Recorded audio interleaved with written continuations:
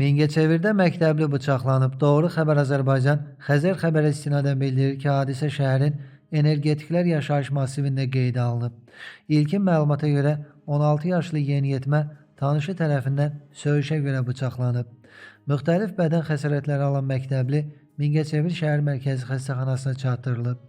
Qeyd edək ki, bıçaq yarası alan şəxs Mingəçevirdə yerləşən 4 saylı orta məktəbdə təhsil alır.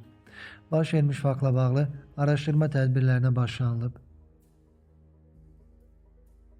Mərkəzi Aran Regional Təhsil İdarəsinin Ucar rayon təhsil sektorunun müdiri Rahib Burcəliyev cəzalandırılıb. Unikal xəbər verir ki, sektor müdirinə təhsil idarəsi tərəfindən şiddətli töhmət verilib.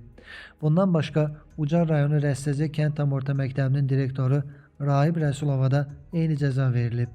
Buna səbəb ötən ay məktəbdə 9-cu sinif şagirdinin sinif yoldaşını bıçaqlaması olub. Gəncədə yeni doğulmuş oğlan uşağı ölüb. Doğru xəbər Azərbaycan bildirir ki, hadisə Gəncə şəhər perinatal mərkəzdə qeydə alınıb.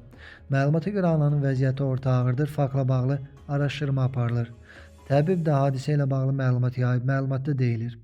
Martın 9-u saat 06 radələrində 1997-ci il təvəllüdlü şəxs Gəncə şəhər Birləşmiş Xəstəxanasının nəzdində olan perinatal mərkəzə hospitalizasiya olunub. Hamiləliyinin 36-cı həftəsində olan pasiyentə uşaqlıq boynunda 2 çat, ağır dərəcəli preeklamsiya, şok, ciftin tam ayrılması və ölü döl diaqnozları təyin edilib. Ona zəruri tibbi yardım göstərilib, hazırda vəziyyəti orta ağır qiymətləndirilir deyə məlumatda bildirilib.